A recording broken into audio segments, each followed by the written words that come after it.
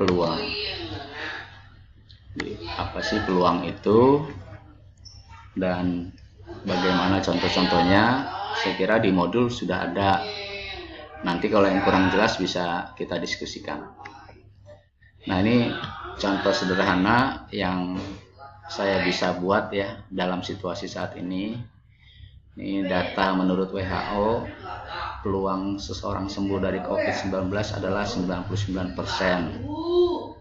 Nah, itu pernyataan WHO di website resminya. Nah, tentu saja kita bertanya dari mana WHO mendapatkan angka 99% dan apa maknanya. Itu kita tahu ya kalau arti dari 99% itu ya 99/100 atau 0,99. Tapi apa maknanya? Yang termudah kita misalkan terdapat 100 orang yang terkena COVID, maka 99 orang memiliki kesempatan sembuh dan sisanya mungkin meninggal. Jika terdapat 1000 orang yang terpapar, maka 990 orang memiliki kemungkinan untuk sembuh dan 10 orang mungkin meninggal. Dan perlu kita sadari di sini kata-kata yang saya kasih tanda miring, kesempatan dan mungkin, itu menyatakan peluang sebenarnya, menyatakan kemungkinan, estimasi, perkiraan. Tentu perhitungan manusia tidak akan sama persis dengan perhitungan alam yang sebenarnya.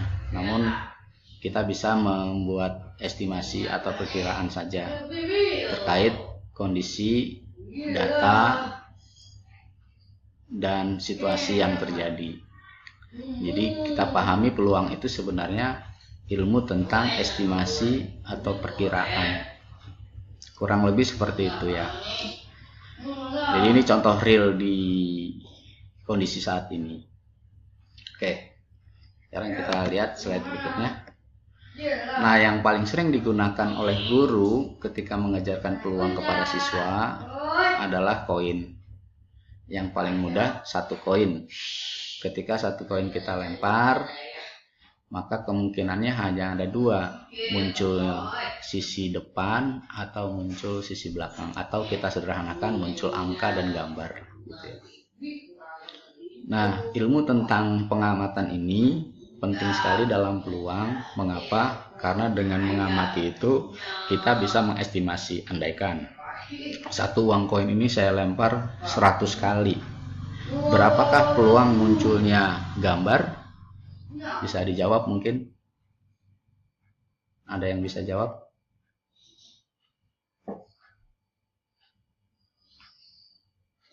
Oke. Pertanyaan berikutnya, kalau saya lempar 5 kali 1 uang koin ini, berapakah peluang munculnya angka atau gambar? Oke, itu juga. Nah, itu jawaban yang bagus tuh. Alasannya apa, Bu?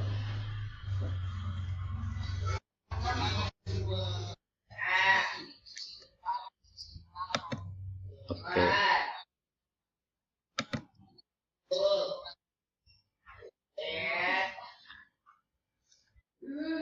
Kan muncul tetap 1, Bu, nggak 2. Jadi misal nih saya lempar 5 kali.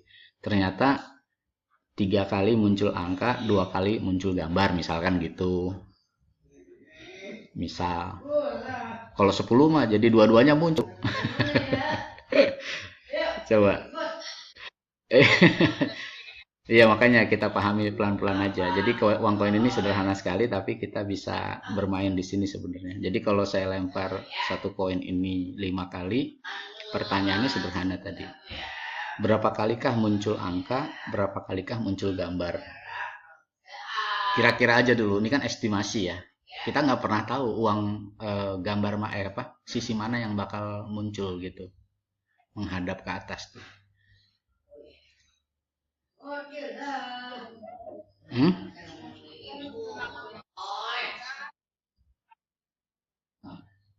Makin banyak itu. Kan cuma 5 kali, kenapa 16? Banyak banget ya. Jadi gini, ini ini kita logika sederhana. Kita nggak pernah tahu berapa banyak yang muncul ya ketika dilempar 5 kali nih satu uang koin ini, berapa kali banyak muncul angka, berapa kali banyak muncul gambar. Kita nggak pernah tahu. Tapi asumsi misalkan uang koinnya itu normal, artinya normal itu kedua sisi memiliki peluang yang sama untuk muncul. Maka kita bisa katakan kemungkinannya itu peluang munculnya angka atau gambar dari 5 kali lemparan tetap setengah. Itu tetap setengah. Jadi bisa saja 3 kali muncul gambar, 2 kali muncul angka, atau sebaliknya gitu ya. Namun kalau sudah ekstrim, misalkan 5 kali lempar, 5-5-nya muncul angka misalkan, nah itu berarti koinnya nggak normal. Sudah nggak seimbang lagi lah, gitulah kurang lebih ya. Kalau misalkan 10 kali dilempar, apakah akan muncul 5 kali angka, 5 kali gambar? Bisa saja gitu ya. Tapi bisa saja 64 atau 46. Atau bisa saja 37, 73, tapi itu udah agak terlalu menyimpang ya. Karena ketika kita lakukan pengamatan, misalkan 1000 kali kita lempar, itu frekuensi munculnya nanti akan mendekati 0,5 atau 1/2 atau setengah. Nah gitu ya, jadi kurang lebih pemahaman kita tentang kemungkinan muncul khusus kasus ini ya, kasus pelemparan satu koin ini dengan asumsi koinnya normal, maka peluang muncul angka atau gambarnya tetap setengah gitu ya, tetap setengah. Oke, jadi itu masih bahasa non formal saya kira. Nah kalau kita sudah masuk ke bahasa formal, maka ada istilah-istilah yang perlu kita pahami di sini. Yang pertama adalah ruang sampel. Nah ruang sampel dari koin ini hanya ada 2, kemungkinannya yang gambar atau angka. Kita singkat GA, ditulis ya notasinya S sama dengan himpunan GA.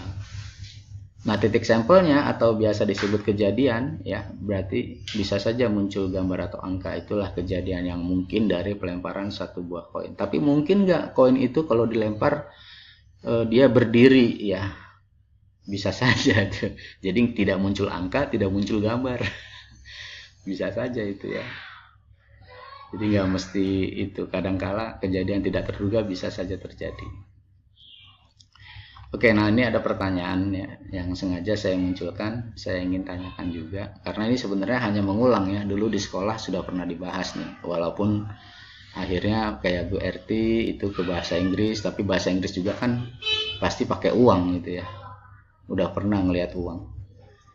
Nah sekarang pertanyaannya nih, apakah ruang sampel dan kejadian yang mungkin muncul pada pelemparan satu dadu?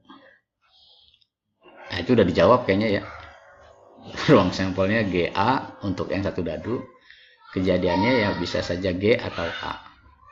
Nah kalau 2 dadu, nah ini pertanyaan menarik, kita coba pelan-pelan. Tadi satu dadu hanya ada kemungkinannya ruang sampel tersebut A dan G atau G dan A. Nah kalau 2 dadu gimana ini? Coba Ibu, ini saya hanya ada inisial semua ini ya, nama aslinya nggak ada di sini. Gimana cara lihatnya? Oh Ibu Bernadetta, mana coba? Bu Bernadetta mana?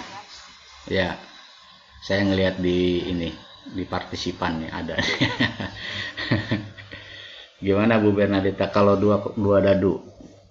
Kalau satu dadu tadi saya belum jawab ya. Satu dadu kok satu koin saya jawabnya. Saya kasih gambaran satu dadu. Satu dadu, ruang sampelnya ada berapa tadi? Belum ya.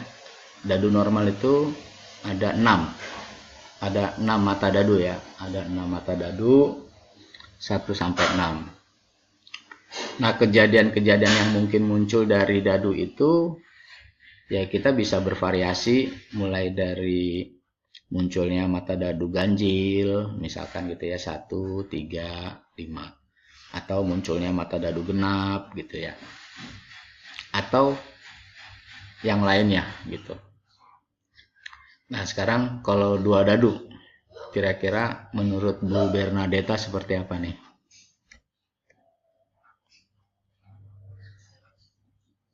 Ya, boleh dibantu yang lain, mungkin Bu Devi ini ya, Bu Devi Damayanti, dipersilahkan juga dibantu.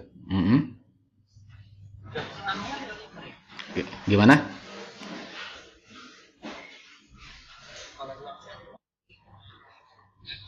Ya,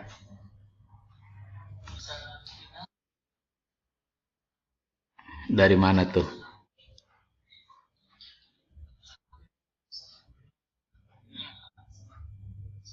Oh, pasangan ya, pasangan ya. Ya, berpasangan ya. Oke, bagus. Ya, oke, bagus. Oke, nah sekarang kejadian yang mungkinnya kira-kira apa itu?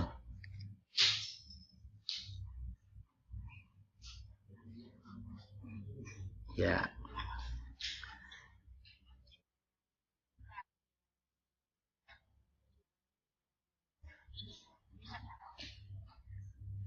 ya nggak tahu. Coba Bu Bernadetta.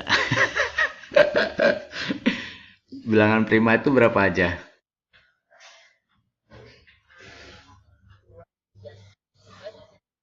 Ya, berarti kalau dua dadu, berarti kemungkinannya kalau bilangan prima apa saja sebutkan coba.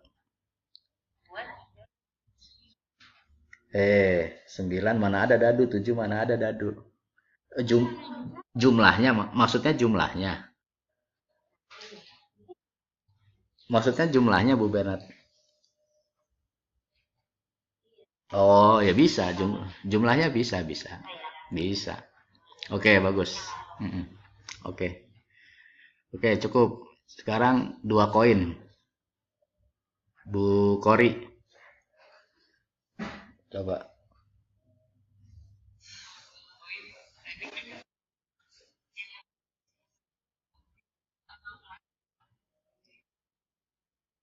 Itu kalau dilempar 10 kali. Ini misalkan dua koin dilempar sekali aja. Satu kali dilempar ruang sampel dari aja.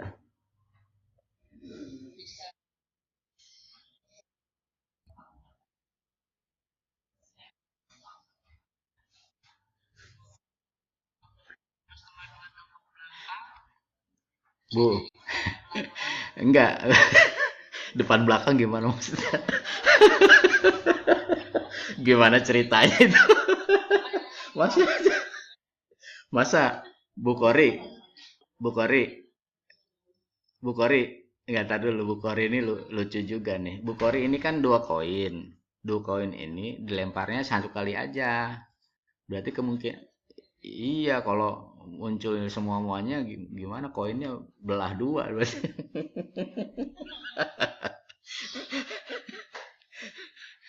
Coba gimana?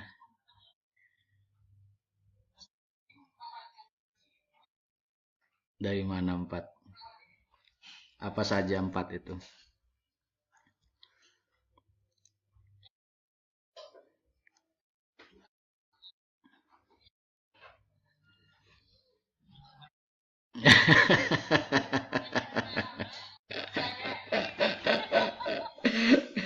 Ya udah. Jadi intinya kalau dua koin itu berpasangan juga mirip sama dadu ya.